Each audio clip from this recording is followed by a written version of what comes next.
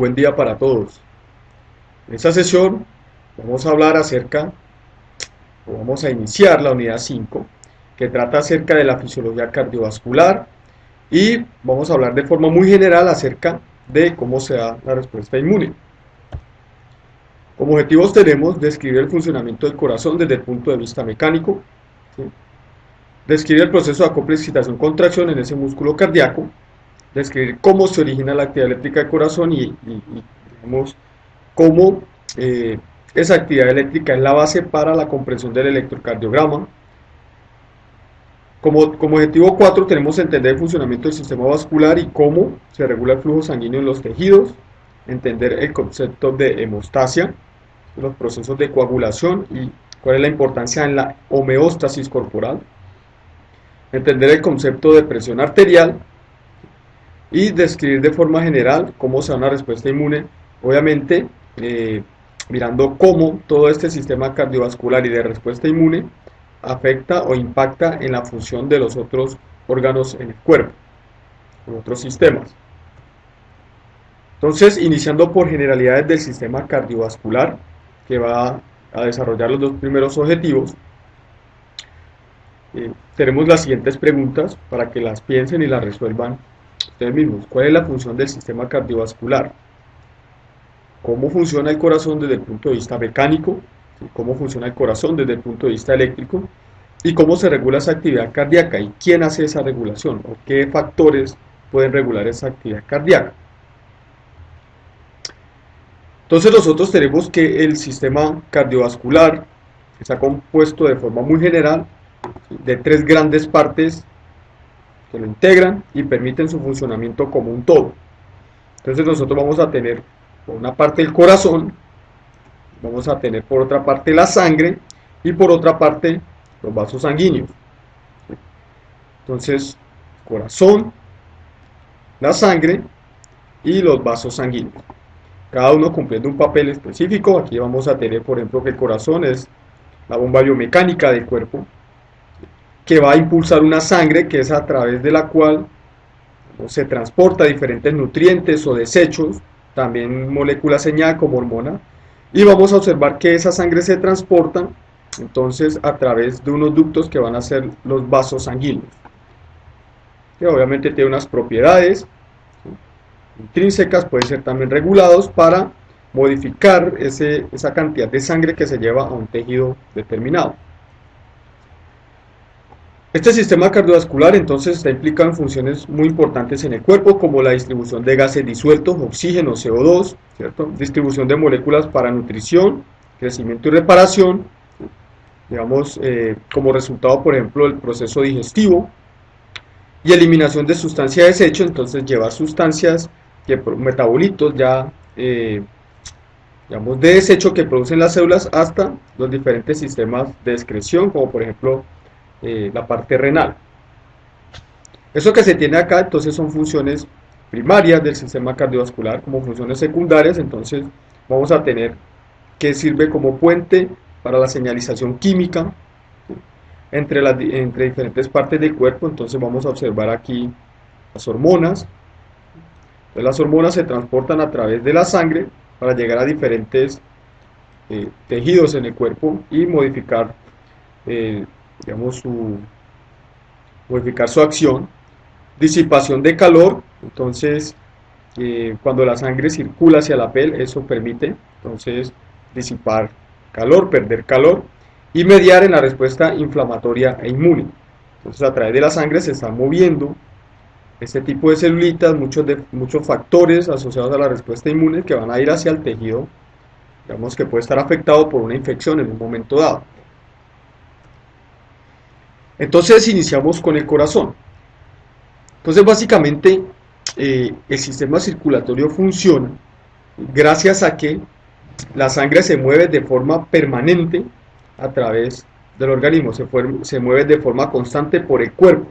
Y obviamente esa circulación constante a través del cuerpo y de los diferentes tejidos se va a dar gracias, ¿sí?, a que el corazón funciona como una bomba biomecánica favoreciendo el movimiento de esta sangre. Entonces tenemos que el corazón pues, en su parte externa, en su morfología externa, se pueden apreciar, digamos, los ventrículos. ¿Sí? Tenemos los ventrículos, vamos a observar las aurículas. Entonces, en este caso, la aurícula derecha, la aurícula izquierda, y desde el corazón entonces se desprenden dos grandes vasos. ¿Sí? Entonces aquí vamos a tener la arteria pulmonar, vamos a tener la arteria aorta, y al corazón, sobre todo a las aurículas, van a llegar también otros grandes vasos que van a ser la vena cava, superior e inferior, ¿sí? Que llegan a la aurícula derecha, y las venas pulmonares, perdón acá, las venas pulmonares que llegan a la aurícula izquierda. En la superficie del corazón, entonces vamos a observar aquí las arterias coronarias, la rama derecha de las arterias coronarias, la rama izquierda coronaria.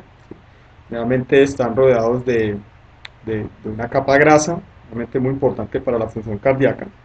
Esta es otra vista del corazón donde se aprecia entonces el ventrículo izquierdo, digamos, de una mejor manera, y se observa también el seno coronario, donde va a llegar toda la sangre venosa del corazón para posteriormente llegar hacia la aurícula derecha.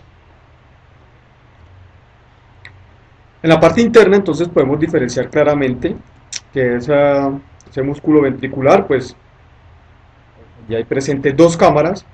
Entonces tenemos el ventrículo izquierdo, cuyas paredes son más gruesas, el ventrículo derecho tiene unas paredes un poco más delgadas.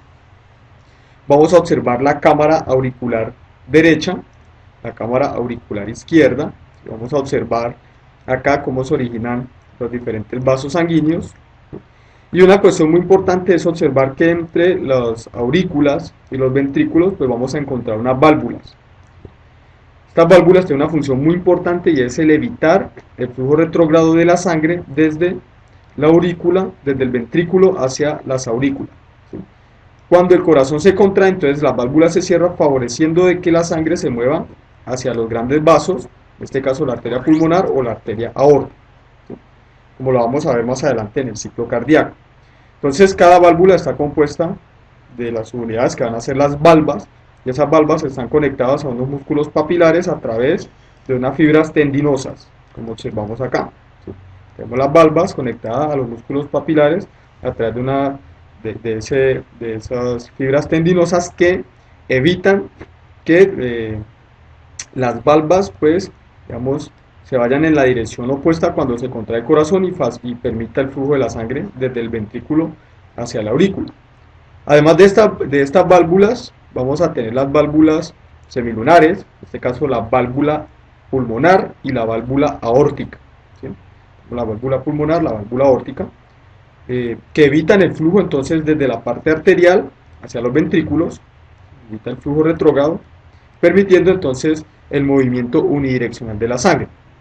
Aquí toca tener en cuenta de que la válvula que separa la aurícula izquierda del ventrículo izquierdo se llama válvula bicúspide, y la válvula que separa la aurícula derecha del ventrículo derecho se denomina válvula tricúspide. Vamos, aquí se tiene otra vista de las válvulas, sobre todo digamos en un plano transverso, que observamos la válvula tricúspide, la válvula bicúspide, que observamos la válvula aórtica y la válvula pulmonar, cómo se disponen ellas digamos, en la parte superior del corazón. Como lo hemos mencionado, entonces el ventrículo izquierdo es un ventrículo mucho más muscular, sus paredes son más gruesas. Esto debido a que está relacionado con la inyección de la sangre hacia la parte sistémica, por la cual debe realizar mucha más fuerza para poder mover esa sangre a través del cuerpo. Mientras que si observamos aquí el ventrículo derecho, entonces envía la sangre hacia los pulmones, donde tiene menor resistencia a ese flujo de sangre, entonces por tanto debe realizar una fuerza menor que la que realiza el ventrículo izquierdo para mover esa sangre. Entonces, para lo que compete a la parte funcional, vamos a tener que, de forma un poco resumida, El corazón vamos a observar el ventrículo derecho, ¿cierto? El atrio o aurícula derecha separadas por la válvula tricúspide. ¿Sí? Vamos a observar el ventrículo izquierdo, la aurícula izquierda o atrio izquierdo separada por la válvula mitral, y desde el ventrículo entonces se origina la arteria aorta, ¿sí? Desde el ventrículo derecho se origina la arteria pulmonar, separados de los ventrículos por unas válvulas semilunares, que en el caso del ventrículo izquierdo pues vamos a tener la válvula aórtica, y en el caso del ventrículo derecho vamos a tener la válvula pulmonar. Entonces vamos a observar que ese corazón está conformado, digamos, por unas células cardíacas, el músculo cardíaco básicamente. Entonces digamos, las células cardíacas conforman un sitio funcional, se denomina así, debido a que ellas están comunicadas a través de uniones comunicantes o gap junction. Entonces en ella vamos a observar que hay principalmente sinapsis de tipo eléctrica, hay un acople básicamente citoplasmático entre las diferentes células. El citoplasma puede moverse, sobre todo electrolitos y la parte acuosa puede moverse prácticamente libre a través de los gap junction, como observamos acá, puede moverse de esta forma, y entonces los potenciales de acción o las despolarizaciones que se presentan en las células cardíacas puede pasar de una célula a la otra de forma directa. El potencial de acción va viajando por la membrana y puede pasar de una membrana a otra de forma directa. Obviamente, en la parte celular habíamos hablado de que el corazón, esas fibras cardíacas se podían dividir en dos formas diferentes o diferenciar de dos formas diferentes. Una son las fibras de la musculatura de trabajo, digamos es la parte roja que se observa aquí en las paredes del ventrículo, en las paredes auriculares, que son las que realmente se contraen, y vamos a observar unas fibras del sistema de conducción que está aquí representado por toda esta estructura verde. Entonces, ¿qué vamos a tener acá? Entonces, lo que vamos a tener es que las fibras de la musculatura de trabajo son las fibras que se contraen realmente, son unas células ramificadas, ya observamos de que estaban unidas unas a otras a través de gap junction. Lo mismo sucede con el sistema de conducción, las fibras de conducción.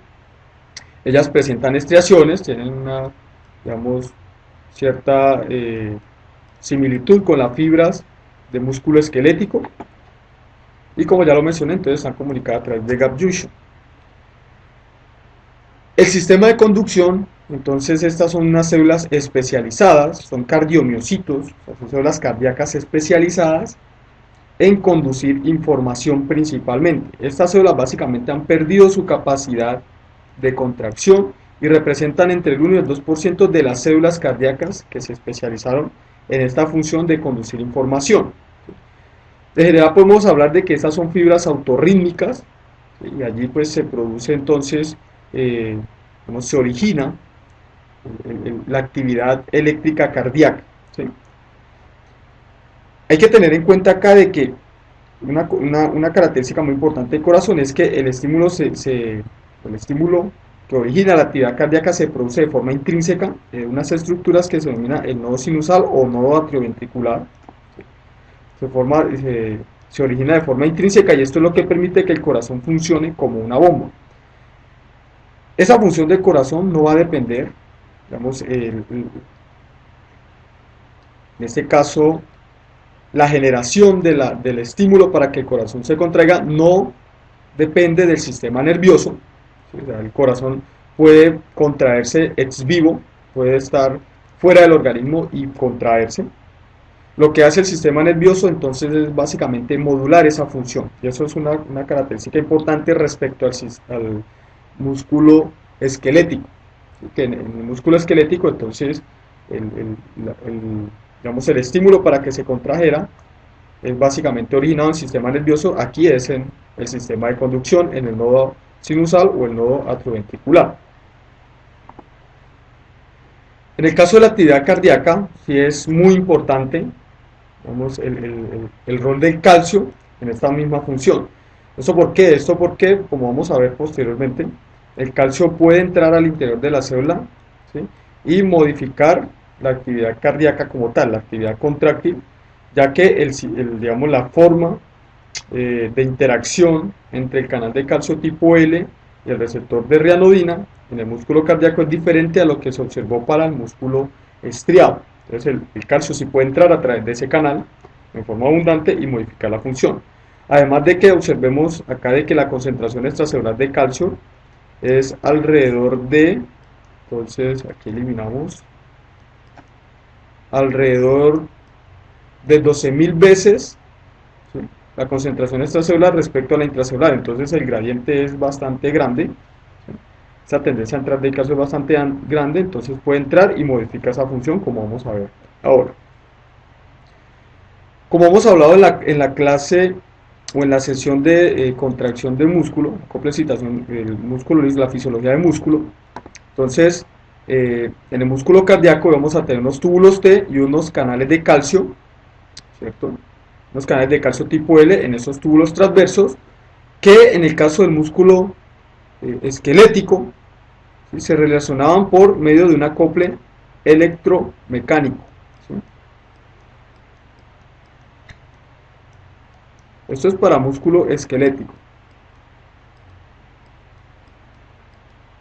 ¿sí?, un acople electromecánico acá, pero que en el caso del músculo cardíaco, ese acople electromecánico no existe, y aquí lo que hay, o lo que se ha caracterizado, es un acople electroquímico. En el músculo cardíaco entonces tenemos un acople electroquímico, ¿sí? ¿Qué implica este acople electroquímico? Entonces el acople electroquímico implica de que el calcio va a entrar a través del canal de calcio tipo L, es un CAB 1.2, es diferente al que se muestra en el músculo esquelético, y bueno, este calcio que entra pues puede pasar, vamos a participar o a ejercer alguna influencia en el evento de contracción, y también entonces va a favorecer la salida de calcio del retículo sarcoplásmico, ya que el receptor de reanodina puede de una u otra forma sensar esa cantidad de calcio que puede estar entrando. Este es un receptor de reanodina diferente al del músculo esquelético. Entonces, ¿qué sucede acá? Esta salida de calcio del retículo endoplasmático o sarcoplásmico, debida a la entrada de calcio extracelular, se denomina liberación de calcio inducida por calcio, que en inglés es calcio induced calcio release, ¿sí?, liberación de calcio inducida por calcio, y esto, digamos, es la forma en la cual se libera el calcio para que ese calcio vaya, digamos, o difunda hacia los sarcómeros y se dé el proceso de contracción. Realmente aquí toca tener en cuenta unas pequeñas diferencias ya mencionadas, y es que la troponina C es diferente, la troponina C cardíaca es diferente a la troponina C de músculo esquelético, en que tiene una afinidad baja por un solo calcio, no que todo. Obviamente después de que se da la contracción, se da el proceso, o se continúa del proceso de relajación. Entonces en el proceso de relajación, este calcio que se liberó al citoplasma es almacenado en el retículo sarcoplásmico, y una parte también es básicamente extruido hacia el fluido extracelular, ¿sí?, ya sea a través de un intercambiador de sodio-calcio, o de sodio-calcio principalmente, o algunas bombas de calcio que también hay en la membrana plasmática. Entonces en estos procesos de excitación-contracción se va a observar de que generalmente la contracción, el tiempo de contracción en el atrio es de alrededor de 0,2 segundos, un poco menor, ¿sí?, su tiempo de contracción, respecto a lo que sucede en el ventrículo, que es de alrededor de 0,3 segundos. En la contracción ventricular dura un poco más. Entonces, esto es básicamente un repaso de lo que hemos observado. Entonces, la contracción muscular implica una serie de fases, ¿sí?, en un ciclo, en el cual entonces, como se ha mencionado en la sesión de contracción muscular, la cabeza miocina tiene una afinidad por ATP, y allí es donde se produce la hidrólisis del ATP, y esa energía de esa hidrólisis entonces se utiliza para cambios conformacionales de esa miocina, que posteriormente pues se va a desplazar de digamos de esa subunidad de esa actina a otra subunidad, posteriormente vuelve y cambia de conformación y se da el ciclo de contracción. En la relajación muscular, entonces, el calcio básicamente es almacenado ya sea en el retículo sarcoplásmico o es sacado del citoplasma celular hacia el espacio extracelular, ya sea a través de un intercambiador de sodio-calcio o a través de una bomba de calcio de membrana plasmática. Entonces, ¿qué sucede con el músculo cardíaco en su proceso de contracción?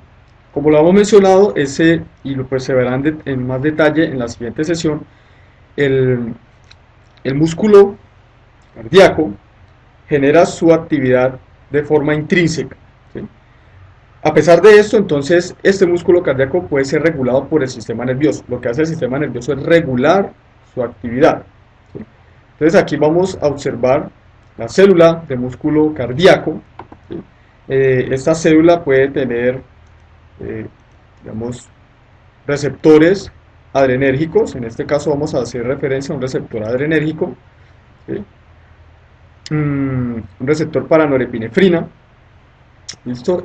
Cuando la norepinefrina se une al receptor, entonces obviamente aquí la norepinefrina va a ser liberada, puede ser liberada por una terminal nerviosa simpática.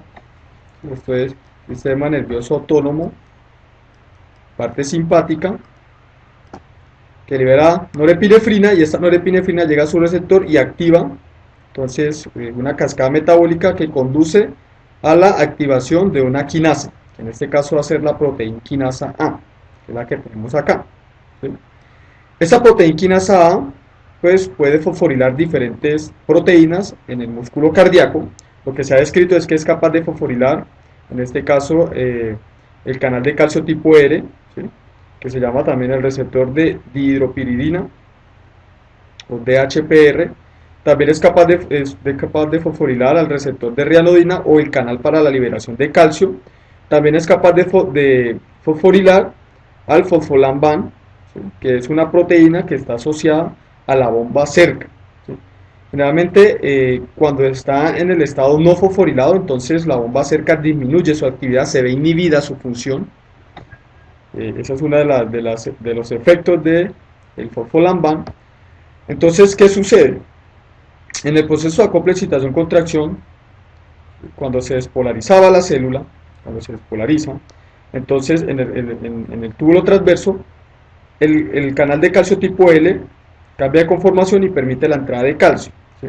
Este calcio entonces es sensado por el receptor de rianodina y permite la salida de calcio desde el retículo sarcoplásmico. Obviamente este calcio que está acá también puede ir a impactar en los procesos de contracción muscular. ¿Qué sucede con esas fosforilaciones que mencionamos anteriormente?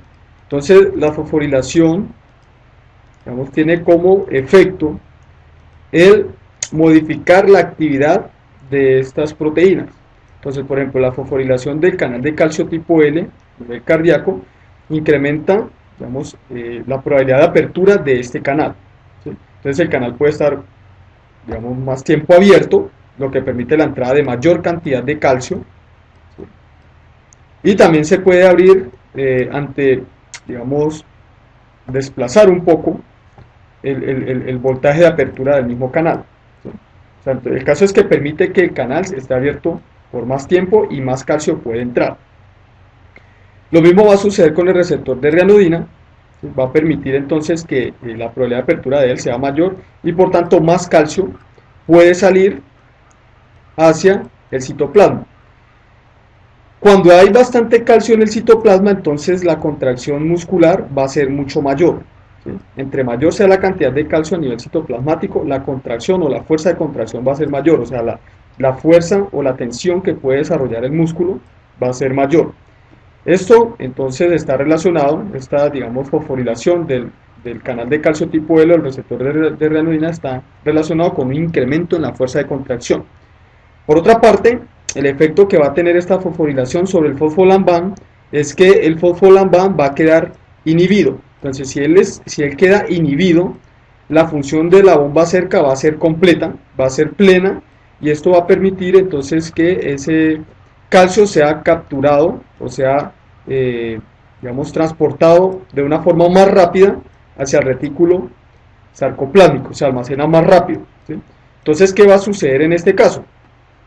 Lo que va a suceder acá es que el tiempo de relajación de la célula cardíaca se va a disminuir, ya que pues, la relajación implica la recaptura de ese calcio hacia el retículo sarcoplásmico o también su transporte hacia la parte extracelular, pero aquí es principalmente la recaptura del calcio. Entonces, si tenemos que digamos, el latido cardíaco se da de esta forma: contracción, relajación, contracción, relajación, contracción, relajación. La relajación se va a ver disminuida en el tiempo debido a que el calcio se recaptura más rápido.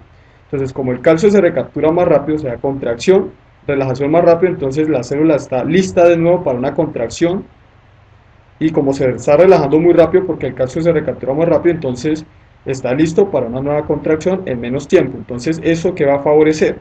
El incremento de la frecuencia cardíaca. O sea, que una activación o una estimulación por parte del sistema simpático va a incrementar o puede incrementar tanto la fuerza de contracción como la frecuencia de contracción en el músculo cardíaco. Por tanto, el sistema nervioso autónomo lo que hace es modular la permeabilidad iónica en esos cardiomiocitos, ¿sí? Modula esta permeabilidad iónica a través de estos canales en el cardiomiocito, lo que va a modificar finalmente su función.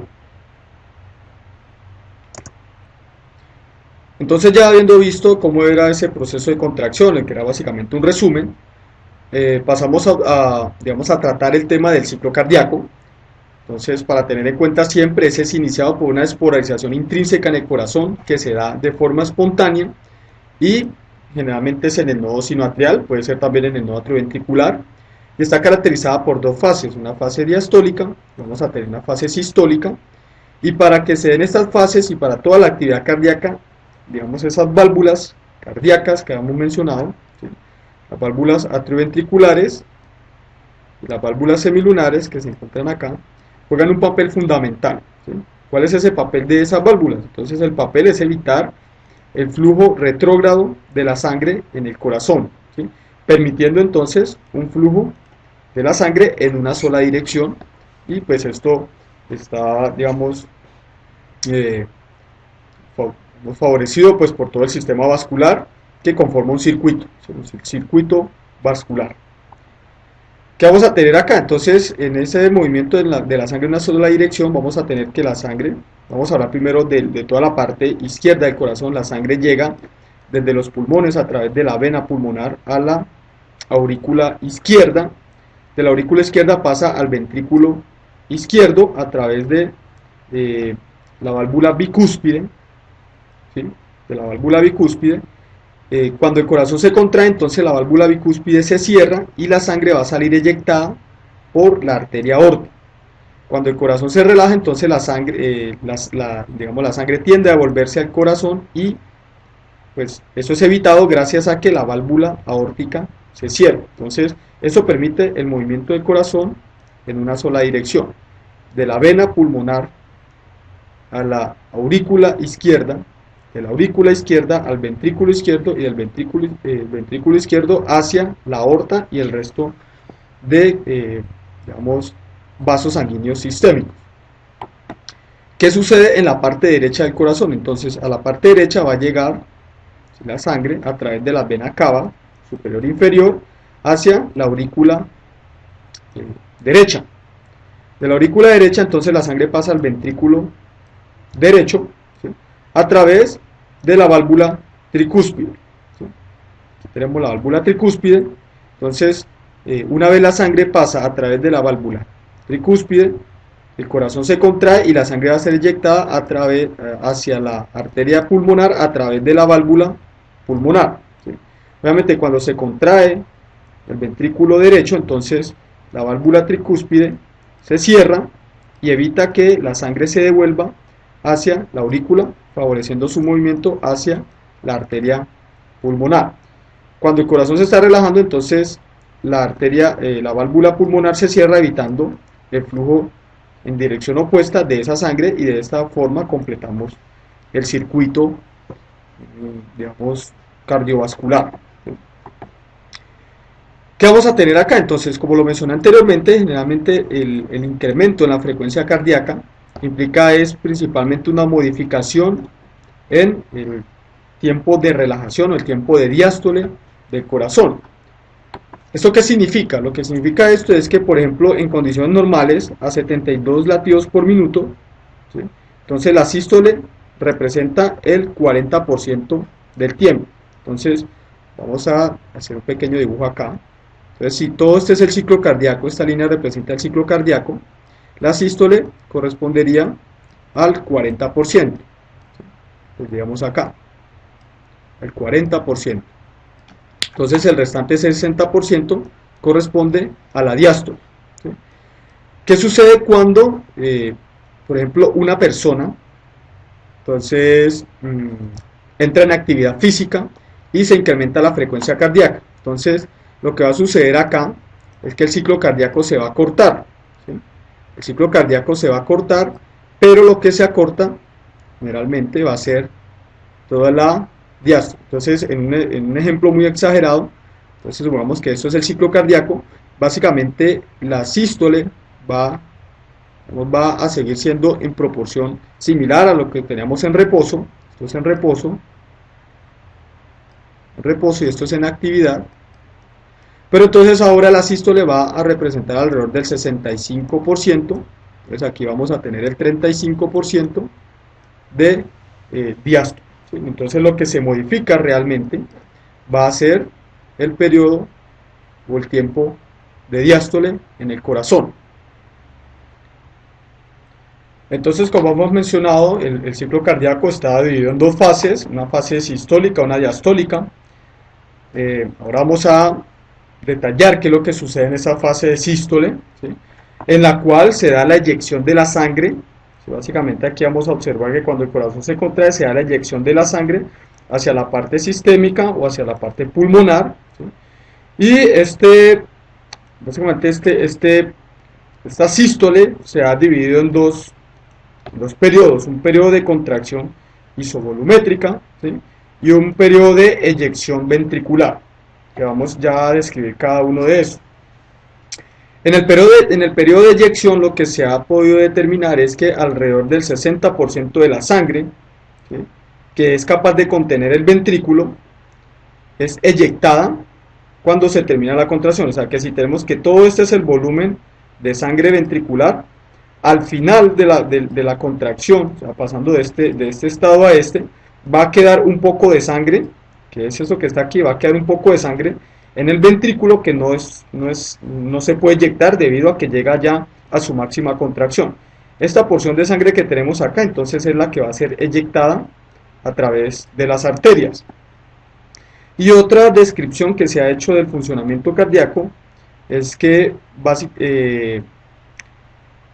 alrededor del 70% de la sangre que es eyectada se realiza en el primer tercio de la sístole. O sea que si este es el tiempo de sístole cardíaca o de sístole ventricular, ¿sí?, entonces lo dimos en tres partes, acá y acá. Entonces el 70% se eyecta en este primer tercio, se eyecta, y el otro 30% se eyecta en el restante de tiempo, o sea, en 2/3. O sea que básicamente la mayor proporción de sangre es eyectada al inicio, digamos, de el periodo de eyección ventricular. Pero entonces, ¿cómo se da todo este proceso? ¿Cómo se da todo este proceso? Entonces, en este proceso debemos tener en cuenta el funcionamiento de las válvulas, como lo hemos mencionado previamente. Y vamos a observar, vamos a iniciar el proceso después de que las cámaras ventriculares ya están llenas. Entonces aquí las cámaras ventriculares están llenas y el corazón entonces inicia su contracción. Cuando él inicia su contracción, la sangre no es eyectada, digamos, inmediatamente, ¿sí?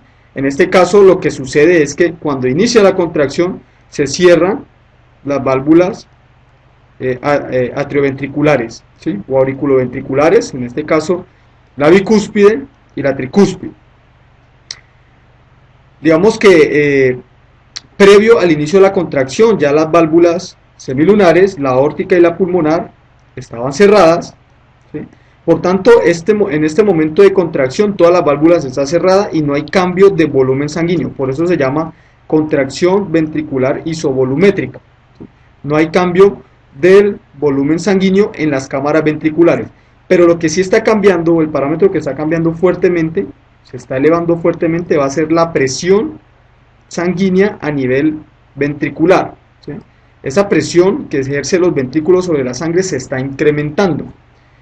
Esta presión, entonces, cuando se incrementa por encima de los niveles de las presiones arteriales, ya sea la presión de la arteria pulmonar o la presión en la arteria aórtica, entonces por diferencias de presión se abren las válvulas semilunares, la válvula aórtica, la válvula pulmonar, y la sangre va a ser eyectada, que es lo que observamos acá. Entonces se abren las válvulas, ¿sí? Y la sangre es eyectada a través de las arterias. El corazón inicia su recorrido de contracción, digamos todo este recorrido de contracción, y pues finalmente esa sangre es eyectada, como hemos mencionado en el primer tercio de el periodo de contracción. Entonces se eyecta alrededor del 70% de la sangre y en los otros 2 tercios restantes alrededor del 30%. Entonces el corazón termina allí su recorrido contráctil y con esto se termina la fase sistólica y que da pues paso a que se inicie la fase diastólica, ¿sí? La fase diastólica. Entonces ahora, ¿qué sucede durante la diástole? Entonces, durante la diástole nosotros vamos a observar que se produce un llenado pasivo de los atrios de forma continua. Vamos a observar eso, ya vamos a explicar. Ese llenado pasivo básicamente, digamos, representa alrededor del 80% de la sangre que llega a las cámaras ventriculares, y al final del llenado pasivo entonces se da una contracción auricular que permite el llenado del 20% restante, digamos, de las cámaras ventriculares con sangre. Entonces, ¿cómo es este proceso? Entonces, este proceso, digamos, se continúa desde la sístole, digamos, al final de la sístole dio paso a la diástole, ¿sí? Entonces, la sangre fue eyectada inicialmente, digamos, la sangre fue eyectada, ¿cierto?, por las arterias, y básicamente se produjo una transferencia de esa presión desde las cámaras ventriculares hacia las arterias. Entonces, en este momento, la presión en las arterias es bastante alta, ¿sí?, respecto a la presión que se tiene en las cámaras ventriculares. ¿Qué sucede acá? Entonces, esta presión alta en las arterias tiende a devolver la sangre hacia los ventrículos, ¿sí?, que es lo que sucede acá.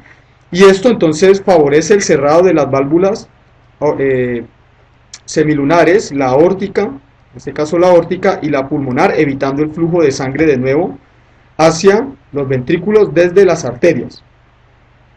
Entonces aquí vamos a tener un estado en el que todas las válvulas van a estar cerradas. Las válvulas semilunares, en este caso la válvula bicúspide y la válvula tricúspide, van a estar cerradas todas, y el corazón entonces se está relajando, ¿sí? Él está iniciando su proceso de expansión, se está relajando, pero no hay cambio de volumen en los ventrículos.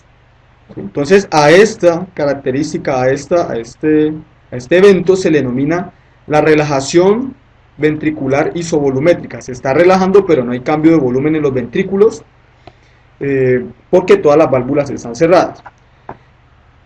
¿Qué es lo que sucede aquí entonces? Entonces lo que va sucediendo acá es que la presión, ¿sí?, en las cámaras ventriculares comienza a disminuir paulatinamente. ¿Listo? Comienza a disminuir paulatinamente. Vamos a tener de que la presión en las cámaras auriculares pues tienen cierto nivel, y esta disminución de la presión entonces en las cámaras ventriculares en un momento dado va a ser menor, ¿sí? La presión en las cámaras ventriculares va a ser menor que la presión que hay en las aurículas. Cuando ocurre esto, que la presión en las cámaras ventriculares son menores a la presión que hay en la cámara auricular, entonces pasamos a, digamos, la fase de llenado, ¿sí?, la fase de llenado ventricular. Entonces, por diferencia de presión, la presión va a ser mayor en la aurícula que en el ventrículo.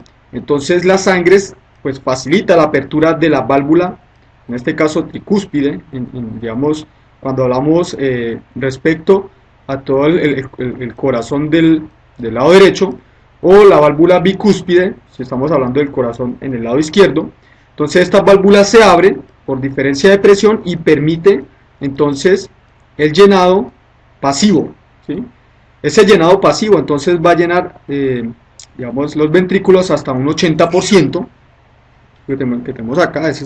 Digamos, todo este llenado se da por esa diferencia de presiones, y una vez, digamos, se ha llenado el corazón hasta un 80%, termina ese llenado pasivo, pues se da la contracción auricular, ¿sí?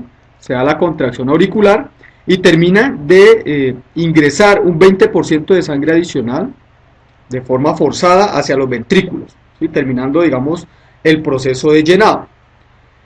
Una vez termina este proceso, la contracción del atrio, entonces da paso de nuevo a la sístole y allí completamos el ciclo.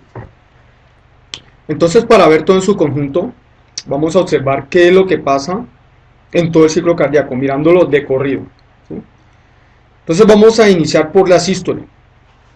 Entonces, en este momento vamos a suponer que los ventrículos ya estaban llenos de sangre e inicia, digamos, la contracción ventricular. Cuando inicia la contracción ventricular, lo que sucede acá es el cierre de las válvulas auriculoventriculares, en este caso la tricúspide y la bicúspide, ¿sí? No va a haber cambio de volumen en ese inicio de la contracción ventricular, y lo que se va a observar acá, o sea, no hay cambio de volumen, por tanto se llama contracción ventricular isovolumétrica, pero va a haber un incremento de la presión, vamos, bastante rápido a nivel de las cámaras ventriculares. Debemos tener en cuenta aquí qué sucede con las presiones a nivel de las arterias. Entonces, la presión en las arterias, la presión en el ventrículo. Entonces, la presión en el ventrículo se comienza a incrementar hasta que es mayor que la presión en las arterias. En ese momento, cuando la presión en el ventrículo es mayor que en las arterias, la válvula se abre y por diferencia de presión, entonces la sangre va a comenzar a fluir a través de las arterias. En ese momento vamos a hablar de la eyección de la sangre desde el ventrículo o eyección ventricular. Y el corazón entonces, digamos, realiza su recorrido de contracción como tal. Realiza su recorrido de contracción y finalmente la sangre es eyectada. Alrededor del 60% del volumen ventricular, digamos, al final de la diástole, o sea, el máximo que hay acá, es eyectado. ¿Qué sucede posteriormente? Entonces, esa presión que estaba en las cámaras ventriculares es transferida básicamente hacia las arterias. Entonces, las arterias van a quedar con una presión bastante alta en ese momento al final de la, digamos, de la sístole. Cuando termina entonces la sístole, comienza la relajación, ¿sí? O sea, el corazón ya no puede desarrollar más presión y por tanto esa presión en un momento digamos que fue transferida a las arterias, en un momento dado, cuando inicia, justo al inicio de la relajación, va a ser mayor que la presión de las cámaras ventriculares, y por esto la sangre tiende a devolverse. La sangre tiende a devolverse, y esta sangre tendiendo a devolverse entonces produce un cierre de las válvulas semilunares, la aórtica y la pulmonar. Entonces recordemos que previamente las válvulas auriculoventriculares ya estaban cerradas, la bicúspide y la tricúspide. Entonces vamos a tener un tiempo corto en el cual las 4 válvulas están cerradas, y en este caso el ventrículo, el músculo ventricular comienza su proceso de relajación.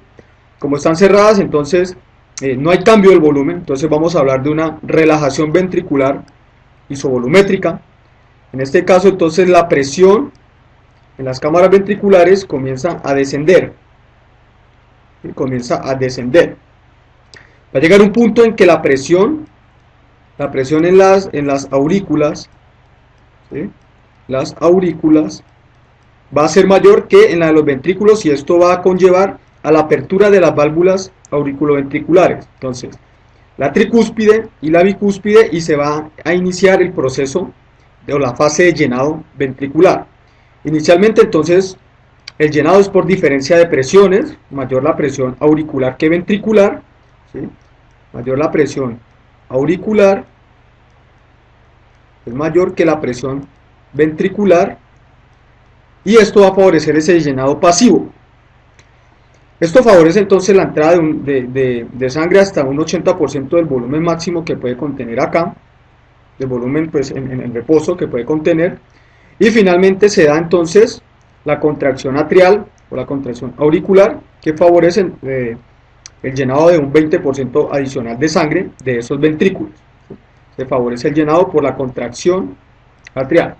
¿Qué sucede acá? Inmediatamente después de eso, entonces, se da la contracción o se inicia la contracción ventricular, y eso va a conllevar al cierre de las válvulas auriculoventriculares, la válvula bicúspide y la tricúspide. ¿Qué sucede posteriormente? Entonces, esto, como todas las válvulas están cerradas, vamos a tener las válvulas bicúspide, tricúspide, la aórtica y la pulmonar cerrada, se produce un fuerte incremento en presión sin variación en el volumen, y de nuevo, por esto se llama, digamos, la fase de contracción ventricular isovolumétrica.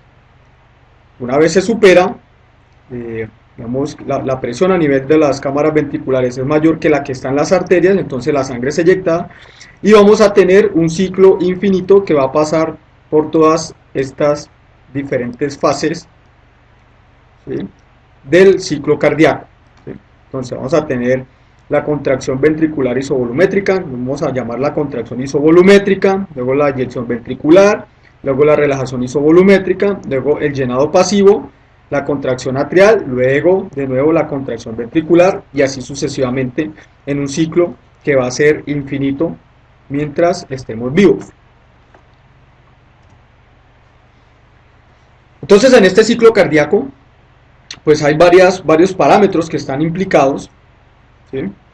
Esto que tenemos acá se denomina el diagrama de Weber. Si vamos a ver entonces cómo varían esos parámetros, los diferentes parámetros, como por ejemplo el volumen. En un ventrículo vamos a hablar, por ejemplo, del ventrículo, vamos a hablar del ventrículo derecho, por ejemplo. Vamos a hablar, bueno, más bien del ventrículo izquierdo, vamos a hablar del ventrículo izquierdo, ¿sí?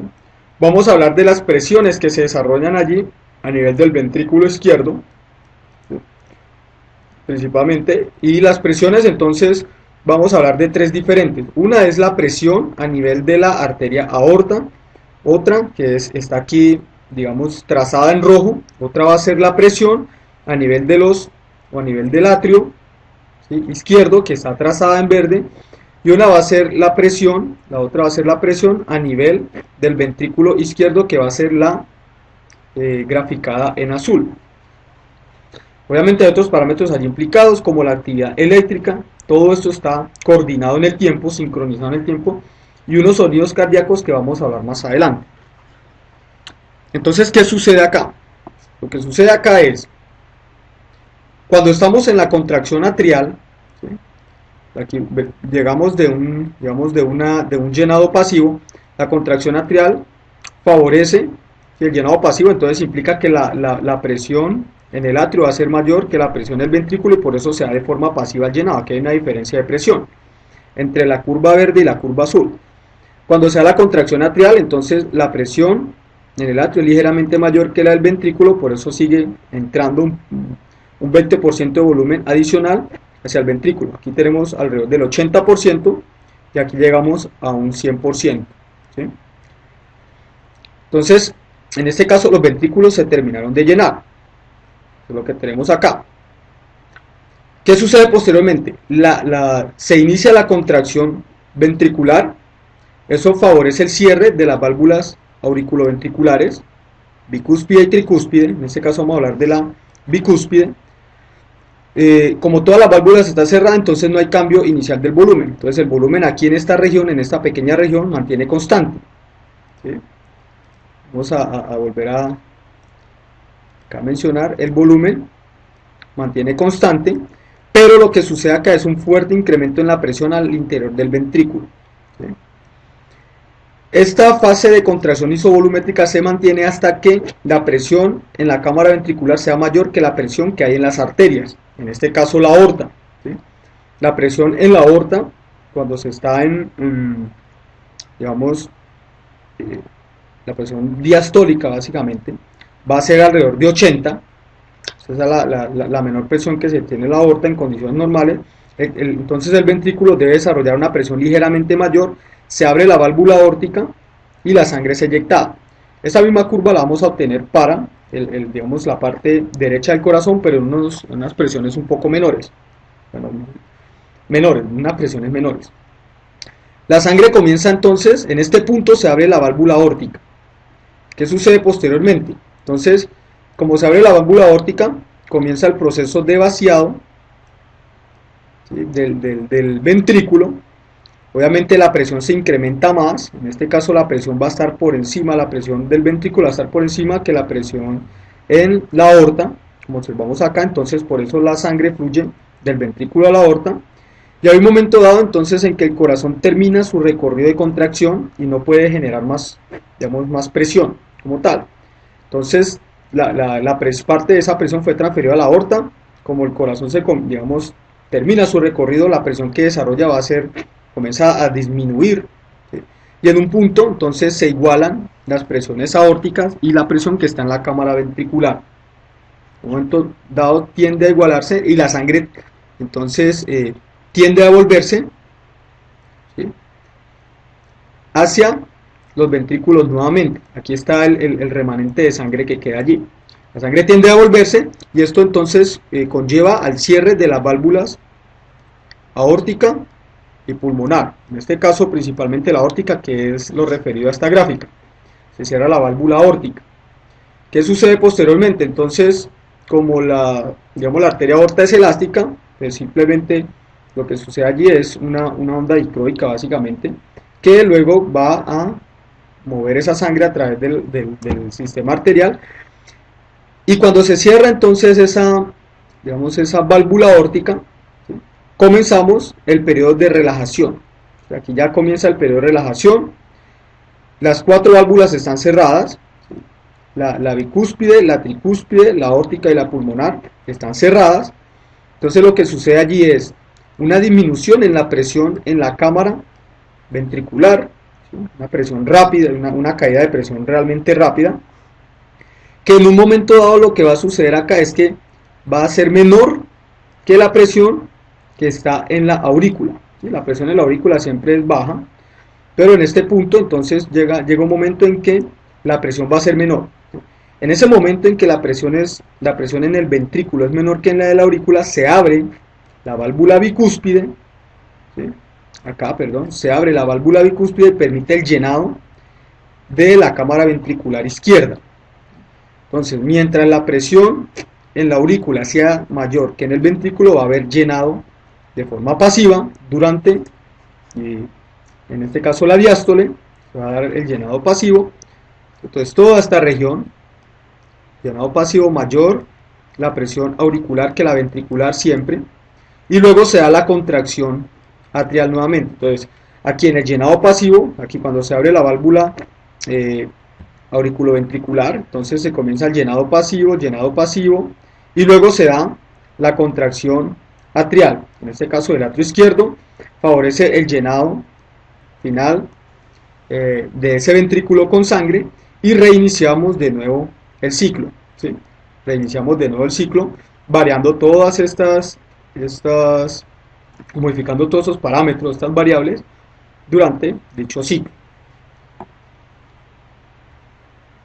Pero esto representa básicamente la misma información. Entonces en dos ciclos cardíacos, ¿sí?, tenemos aquí la sístole, ¿sí?, tenemos luego básicamente la diástole, la sístole y la diástole, luego sístole y así sucesivamente. Entonces nosotros ¿qué tenemos acá? Entonces en todo ese ciclo cardíaco se han caracterizado unos volúmenes cardíacos ventriculares, ¿sí?, en las cuales vamos a hablar de un volumen diastólico final, Vamos a hablar de un volumen sistólico final y un volumen de eyección. Cuando hablamos de un volumen diastólico final, hacemos referencia al final, digamos, al volumen que puede contener los ventrículos cuando termina la diástole, o justo antes de iniciar la sístole, en este caso, que es el mayor volumen que puede contener el corazón en un momento dado. Vamos a hablar de un volumen sistólico final como el volumen que contiene las cámaras cardíacas cuando el corazón ha terminado el evento de contracción. Entonces allí queda un volumen, en general ese volumen sistólico final es de alrededor del 50 mililitros, o sea que aquí quedan 50 mililitros después de la contracción. Vamos a observar que el volumen diastólico final, cuando se termina de llenar el corazón, de los ventrículos con sangre, el volumen es de alrededor de 120 mililitros, esto es en reposo y en general para la población. Y cuando el corazón entonces se contrae y quedan estos 50 mililitros, pues eso indica de que se ha eyectado 70 mililitros, ¿sí? Por tanto, pues si sumamos 50 y 70 nos va a dar los 120 mililitros que tenía al final de la diástole. Con estos parámetros nosotros entonces vamos a hablar de una fracción de eyección. Esta fracción de eyección hace referencia a la proporción del volumen sanguíneo al final de la diástole que es eyectada durante la sístole. Entonces, en ecuación eso significa la fracción de eyección es igual al volumen de eyección, ¿cierto? Al volumen de eyección dividido el volumen diastólico final. Si desarrollamos aquí entonces la formulita con estos parámetros, pues vamos a tener que el volumen de eyección son 70 mililitros, vamos a tener que el volumen diastólico final van a ser 120, si hacemos esa relación por el 100% nos da alrededor del 60%, o sea que la fracción de eyección es de alrededor del 60%, ¿sí? Que lo habíamos mencionado anteriormente, y lo que queda en el ventrículo es de alrededor del 40%. De alrededor del 40%. ¿Qué sucede entonces con esta actividad cardíaca? Resulta que esta actividad cardíaca pues se ha interpretado de tal forma en la cual nosotros podemos relacionar el volumen contra la presión en cualquiera de las cámaras ventriculares. En este caso particular es digamos, el ventrículo izquierdo, que es, digamos, muy importante porque es el que envía la sangre a todos los órganos en el cuerpo, digamos, o sea, es la circulación sistémica. Entonces a esto que tenemos acá se le denomina el diagrama de presión-volumen ventricular. Esto también se le denomina la caja de presión-volumen ventricular y está dividida en 4 fases. Ya la hemos mencionado previamente. En el ciclo cardíaco vamos a tener el periodo de la fase 1, que va a ser un periodo de llenado. Entonces la fase 1 va a ser esta que estamos aquí resaltando. Vamos a tener una fase 2, que es el periodo de contracción isovolumétrica. Entonces observemos antes de continuar, el periodo de llenado va a estar a una presión básicamente constante, pero lo que está cambiando es el volumen, periodo de llenado. Luego vamos al periodo de contracción isovolumétrica. Entonces el ventrículo se contrae, ¿cierto? Inicialmente, como es isovolumétrica, las válvulas están cerradas, entonces cambia fuertemente la presión, pero el volumen está constante. Luego vamos a ir a la tercera fase, que es la fase de eyección o periodo de eyección. En este periodo entonces la presión se incrementa un poco más, pero la sangre va a ser eyectada, por tanto hay un cambio en presión incrementándose y una disminución en el volumen en el ventrículo, ¿sí? Se incrementa presión y disminuye volumen. Ese es el periodo de eyección. Aquí entonces se da el evento de apertura de las válvulas aórticas, ¿sí? Y esto va a llegar hasta digamos el cierre de la válvula aórtica, ¿sí? El cierre de la válvula aórtica.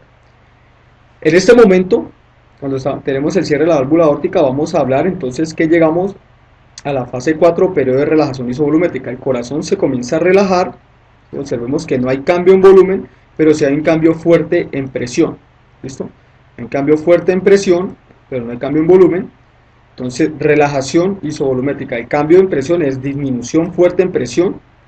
En la contracción isovolumétrica, un aumento fuerte en presión.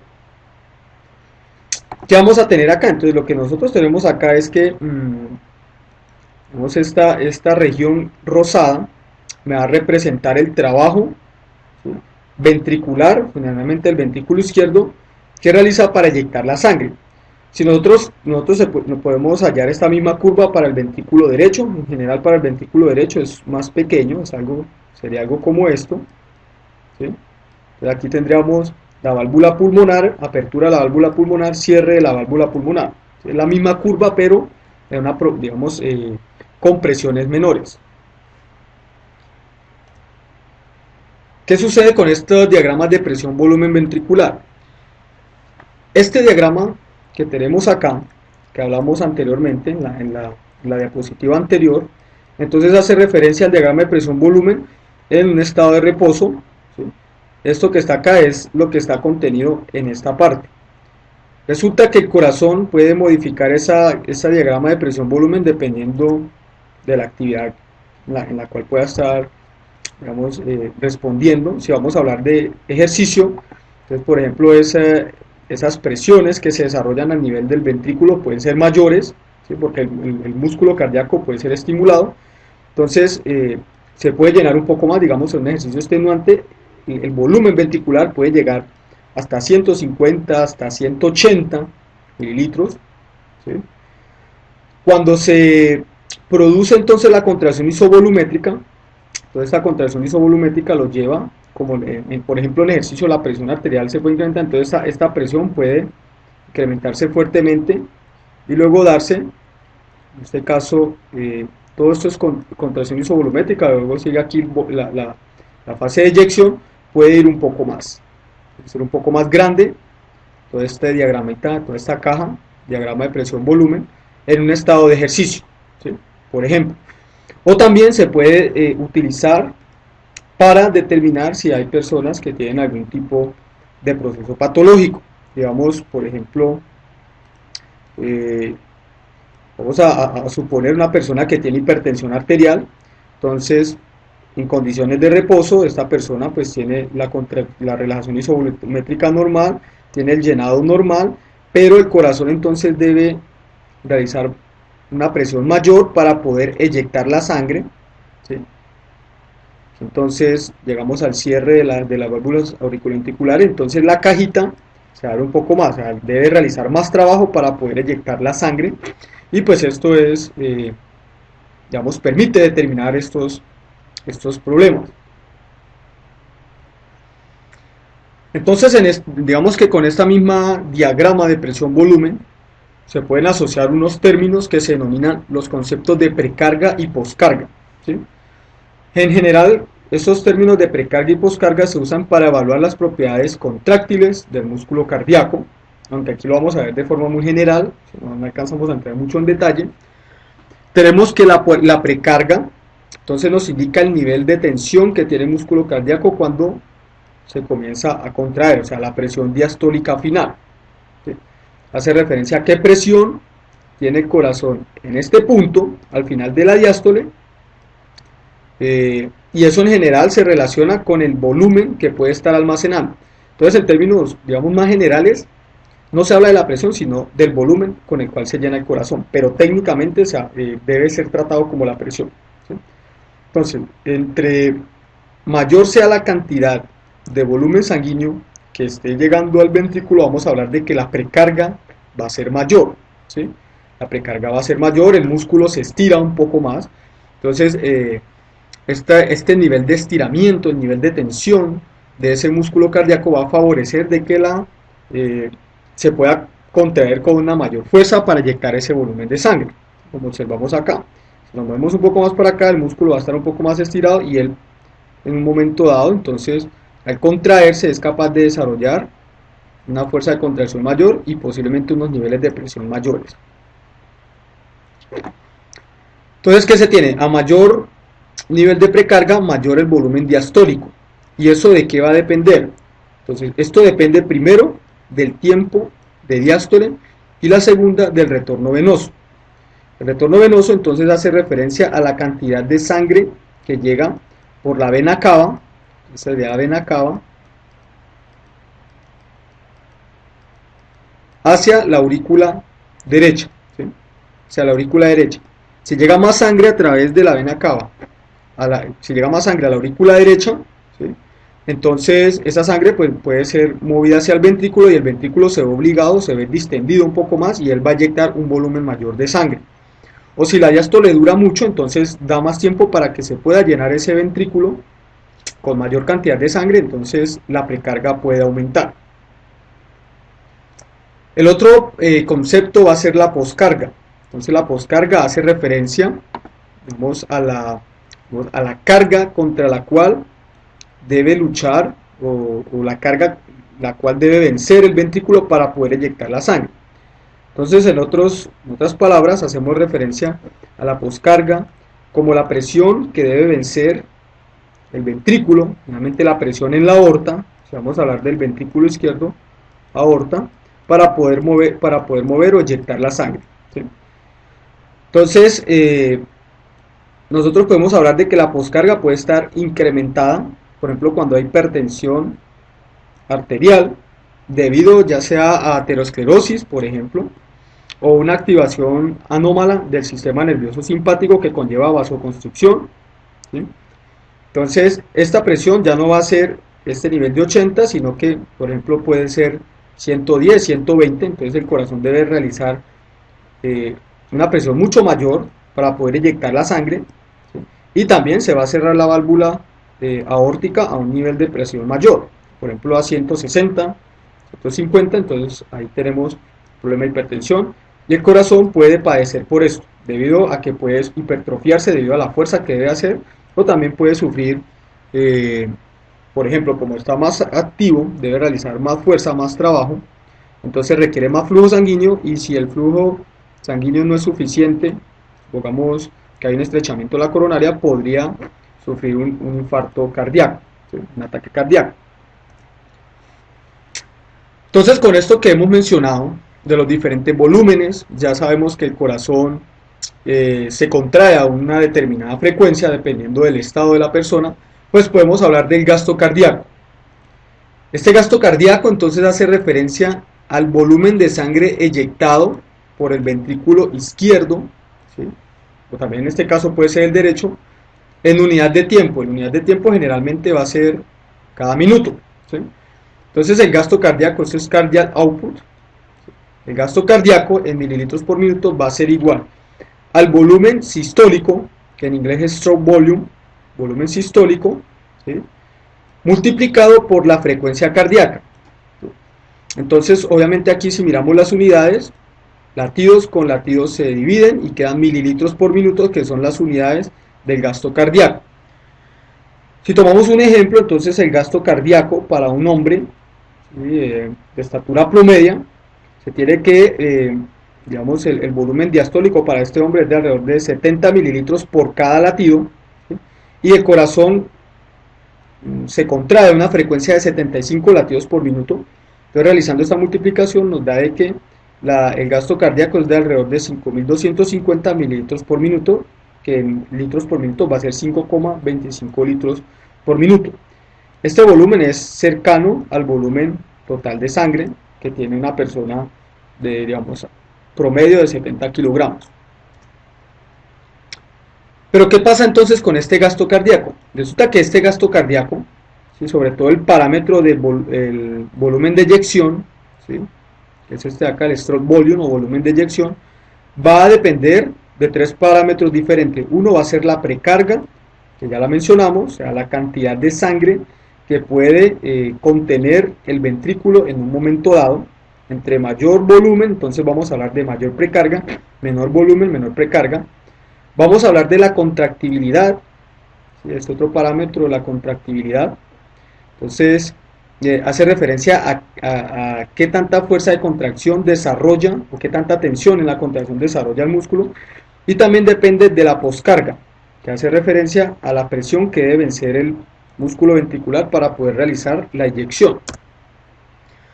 Entonces la precarga, ¿sí?, ya llegando digamos a una definición más estricta, es el grado de estiramiento del músculo cardíaco antes de contraerse. Entonces, si observamos que este es parte del músculo ventricular, y si cerramos la cámara y supongamos que por aquí llega la sangre entra, vamos a suponer esto, entonces a medida que se va llenando este músculo, se va estirando, ¿sí? Al estirarse, entonces, él es capaz de desarrollar un nivel de tensión por ese nivel de estiramiento, ¿sí? ¿Qué sucede? Resulta que hay un nivel óptimo de estiramiento para el corazón, o para los músculos en general, que permite que con ese nivel entonces él se pueda contraer con mayor fuerza. Entonces, a mayor precarga, mayor volumen acá, él se podría contraer con mayor fuerza y por tanto es capaz de eyectar mayor cantidad de sangre.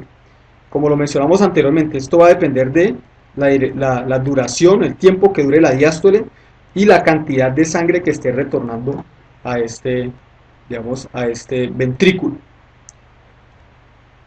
La otra es la contractibilidad, ya hace referencia a la fuerza que es capaz de desarrollar el músculo cardíaco después de la precarga, ¿sí?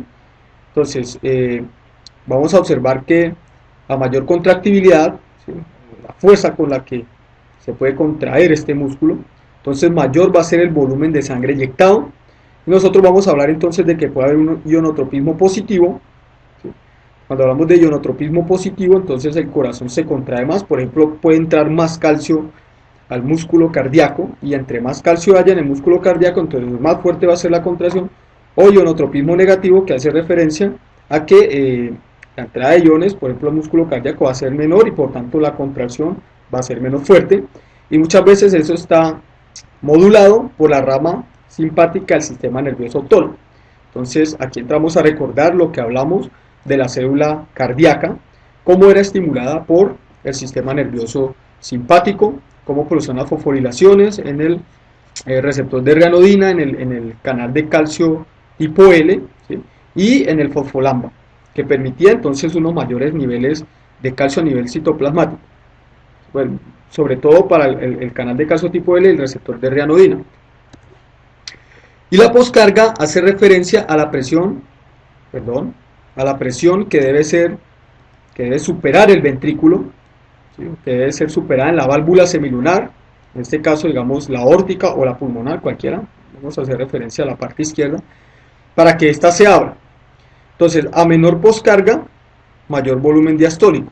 Si la presión, por ejemplo, aquí en la aorta es muy alta, entonces el corazón se contrae, y debido a esa presión que es muy alta acá, el corazón debe desarrollar más fuerza para que esa sangre sea eyectada. Pero al final, entonces, mayor cantidad de sangre va a quedar en el ventrículo, ¿sí?, mayor cantidad que la mencioné anteriormente del 40%. Lo normal es alrededor del 40%, entonces con una poscarga aumentada puede quedar el 60%, haciendo el corazón ineficiente. Y esto es lo que, por ejemplo, sucede con personas que tienen hipertensión arterial. Entonces la hipertensión arterial, ya sea por una activación anómala del sistema nervioso simpático o porque hay un volumen de sangre muy grande, retención de agua, entonces aumenta la poscarga, y también por la aterosclerosis, como lo hemos mencionado, porque disminuye, o más bien incrementa la resistencia al flujo de sangre.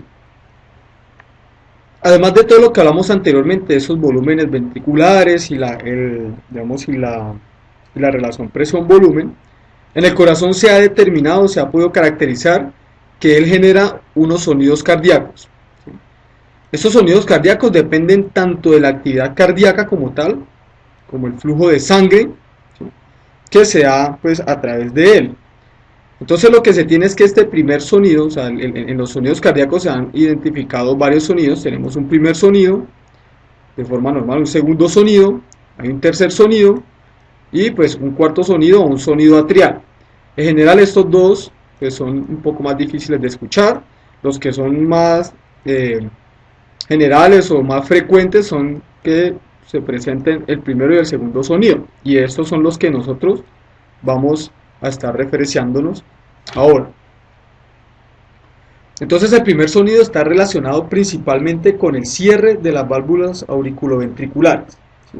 Vamos a observar acá, entonces las auriculoventriculares, la mitral para el lado izquierdo, ¿sí?, o el bicúspide, y tricúspide para el lado derecho. Entonces el cierre de la válvula bicúspide y tricúspide generan o están relacionados con el primer sonido cardíaco. Y el cierre de las válvulas aórtica y pulmonar están relacionados o causan el segundo sonido cardíaco.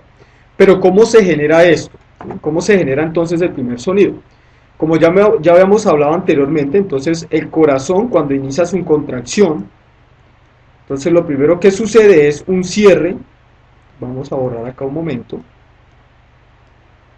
Lo que genera entonces es un cierre de las válvulas auriculoventriculares, ¿sí? La bicúspide y la tricúspide, produce un cierre en ellas. Entonces, ¿qué sucede? Ese cierre en general no está asociado, o sea, el cierre como tal no está asociado a la generación del sonido, sino más bien que la sangre entonces lo que hace es vibrar o reverberar al interior de las cámaras ventriculares, ¿sí? Genera una turbulencia. Esa turbulencia entonces es lo que se observa acá como parte del primer sonido. Además de eso, entonces, por ejemplo, en la aorta, en la válvula aórtica y la arteria aorta, cuando la contracción del corazón continúa, la presión se incrementa, se abre la válvula y la sangre sale inyectada a gran velocidad. Ese primer momento, justo ese momento en que la sangre sale inyectada, genera una turbulencia allí en la salida, digamos, o justo en la válvula aórtica, y puede ser la aorta ascendente, generando entonces, vamos, o haciendo parte de ese primer sonido como tal. Entonces el sonido se genera por cierre de las válvulas, que es menos importante, vibración de la sangre o reverberación al interior de las cámaras, y esa turbulencia inicial cuando la sangre es justo eyectada. Entonces vamos a borrar acá. ¿Qué sucede entonces en la producción del segundo sonido? Entonces, para la producción del segundo sonido, nosotros hemos observado de que el corazón termina su recorrido y la presión que se generó sobre la sangre es básicamente pasada hacia las arterias, ya sea aórtica y pulmonar. La presión allí es grande y entonces cuando el corazón termina su recorrido de contracción, ¿sí? Ya no puede generar más presión y la sangre entonces tiende a devolverse, porque la presión en las arterias va a ser mayor que la presión en los ventrículos. La sangre tiende a devolverse y eso fuerza el cerrado de las válvulas aórtica y pulmonar, ¿sí? La sangre entonces, bueno, alcanza a pasar una pequeña cantidad que está asociada a ese primer sonido, pero lo que generalmente pasa es que la sangre va a hacer turbulencia justo en la parte superior de las válvulas, digamos en este caso semilunares. Produce una vibración allí que está asociada al segundo sonido, pero esa vibración es más pequeña, entonces en general se habla de que el segundo sonido es más pequeño que el primero, ¿sí? En general es más pequeño que el primero, y se ha caracterizado con unas vocalizaciones que ya vamos a mencionar.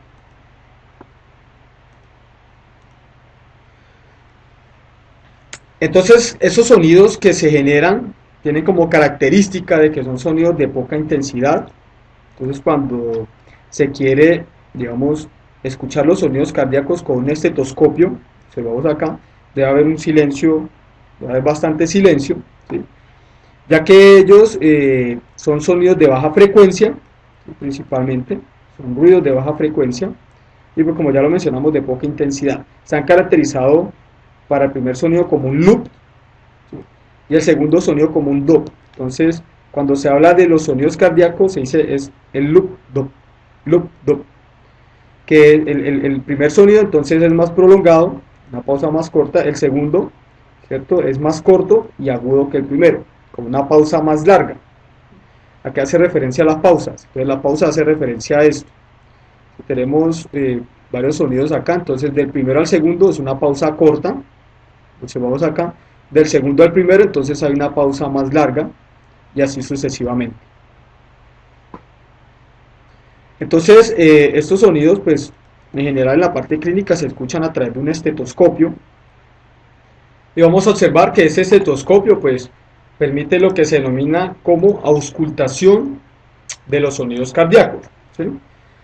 En general los sonidos cardíacos se transmiten en dirección del flujo sanguíneo, ¿sí? Y, o sea, ¿eso qué quiere decir? Que esos ruidos cardíacos se escuchan mejor en lugares hacia donde se dirige la sangre debido a que pues, la sangre genera esa turbulencia Y pues se han determinado unos lugares para poder realizar mejor ese proceso de auscultación. Estos lugares se denominan los focos cardíacos, en general son 5, denominados como F1, F2, F3, F4, F5, foco 1, foco 2. Entonces el foco 1 generalmente está ubicado en el segundo espacio intercostal, entonces primer costilla, segundo espacio intercostal. El foco 2 está ubicado en el segundo espacio intercostal, pero a nivel, digamos, izquierdo, ¿sí? Está justo cerca de la válvula pulmonar. El F1 está cerca de la válvula aórtica.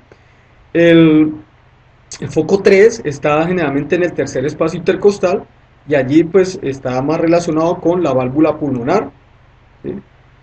Vamos a tener que el foco 4 generalmente está asociado al cuarto espacio intercostal en el lado izquierdo y el foco 5 en el quinto espacio intercostal en el lado izquierdo. Vamos, en cualquiera de estos sitios entonces se permite una correcta, o también dependiendo de la persona, una correcta auscultación de esos sonidos cardíacos. ¿Qué sucede entonces? O sea, ¿por qué es tan importante los sonidos cardíacos? Entonces los sonidos cardíacos han permitido observar o determinar si hay patologías, por ejemplo, a nivel estructural en el corazón, ¿sí? En este caso reflejados o que se pueden observar a través de esos mismos sonidos cardíacos. Dentro de los soplos cardíacos, observemos aquí que esta era la actividad normal, esta es la actividad normal caracterizada para los sonidos cardíacos. Para las anormalidades o soplos cardíacos, pues hay diversos tipos soplos. Vamos a tener una estenosis aórtica. Entonces la estenosis aórtica, por ejemplo, hace referencia a un defecto en la válvula, ¿sí?, aórtica, digamos, que no permite una apertura adecuada. Entonces la sangre va a pasar por un lugar muy estrecho, y como la sangre pasa por ese lugar muy estrecho a una alta velocidad, genera demasiada turbulencia. Entonces mientras se esté dando el evento de la contracción o la sístole cardíaca, la sístole ventricular, se va a escuchar ruido. ¿Por qué? Porque se está generando turbulencia debido a que la sangre pasa por esta abertura tan pequeña. Esto es lo normal, esto es lo anormal. Entonces va a generar ruido en toda la sístole ventricular. Cuando se produce la diástole, que la sangre tiende a volverse, pues no se va a escuchar ningún ruido como tal, ningún murmuro, ningún soplo, debido a que la válvula va a estar cerrada, obviamente, digamos, en su condición normal. Entonces aquí hay un problema, por ejemplo, que hace ineficiente el corazón en el momento de bombear la sangre. Vamos a observar, por ejemplo, que hay una regurgitación mitral, ¿sí?